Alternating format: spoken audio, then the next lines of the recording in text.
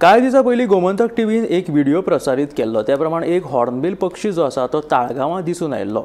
पूण हो पक्षी एकूच दीस न्हय, आतां परत परत हो हॉर्नबिल पक्षी ताळगांवां दिसपाक लागला। हो हॉर्नबिल सकाळी फुडें ताळगांवच्या इमारतींचेर येवन बसता। लोकूय हाचे फोटोज आनी व्हिडिओज काडटात। एका तेंपार ताळगांवां व्हडलें रान आशिल्लें। गोंय विद्यापिठाच्या लागसर तर खूब व्हडल्यो रान आशिल्ल्या कारणान थंय हार, फुरशी तशेंच वेगवेगळे पक्षी, जनावरां दिसतालीं। मोर तर हालींच चडूच दिसपाक लागिल्ले। पूण आतां मेळत थंय इमारती उबारिल्ल्यान शेवण्यांक बसपाचे तशेंच तांकां तांतयां घालपाचे जागे उणे जायत चल्ले। मात हो हॉर्नबिल आतां दर दिसा हांगासर येवपाक लागला। 7-8 इमारतींचेर बसून तो सगळे कडेन तेळटा, नियाळटा आनी परतो आपल्या जाग्यार उडोवन वता।